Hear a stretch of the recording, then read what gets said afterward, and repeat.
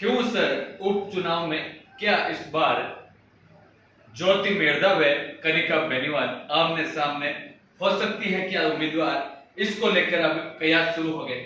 आपको पता होना चाहिए कि ज्योति मेरदा लगातार नागौर से विधानसभा का चुनाव हरेंद्र मेरदा के सामने हारने के बाद 2024 के लोकसभा चुनाव में भी नागौर से भाजपा की उम्मीदवार थी। ऐसे में यह भी इंडिया अलायंस के हनुमान बेनीवाल के सामने हार गई।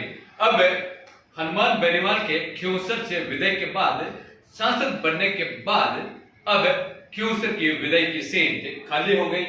ऐसे में इस बार यहां पर उपचुनाव होंगे। इस उपचुनाव में कयास लगाए जाने लगे हैं कि लगातार चौथी बार चुनाव हारने वाली ज्योति मेरदा इस बार, क्योंकि वो प्रदेश उपाध्यक्ष भी है और भाजपा में नई कांग्रेस के बाद उनकी ज्वाइनिंग है, तो खिऊसर से उपचुनाव में उसको भाजपा उतार सकती है। ऐसे में उनके सामने आरएलपी से कौन होगा। आरएलपी में क्योंकि हनुमान बेनीवाल व ज्योति मेरदा के बीच 36 का आंकड़ा देखने को मिलता है। ऐसे में इनके बीच ज्योति मेरदा वैसे हनुमान बेनीवाल की धर्मपत्नी कनिका बेनीवाल के आमने सामने चुनाव लड़ सकते हैं और ये चुनाव भी बड़े ही रोचक चुनाव होने की संभावनाएं देखने को मिल सकती है, क्योंकि ज्योति मेरदा के लिए चुनाव लड़ती है तो बाहरी ताकतें वो ज्योति मेरदा को हराने के लिए कार्य कर सकती है। वही हनुमान बेनीवाल के लिए भी कुछ बाहरी ताकतें हराने का कार्य कर सकती है। ऐसे में देखना होगा कि 2024 के खिऊसर के उपचुनाव में भाजपा और आरएलपी से कौन उम्मीदवार हो सकते हैं। कांग्रेस इंडिया अलायंस के गठबंधन के साथ रहेगी या उपचुनाव में अलग से अपना कोई उम्मीदवार उतारेगी।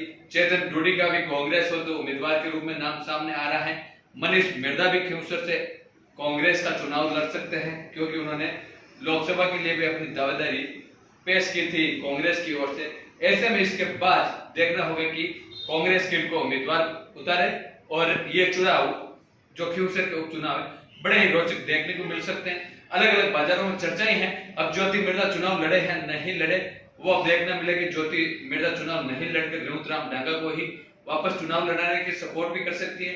अलग अलग समीकरण देखने को मिल रहे हैं, लेकिन जब टिकट वितरण होगा तभी हकीकत सामने आएगी। अभी बाजार चर्चाओं के चल रहे हैं। धन्यवाद।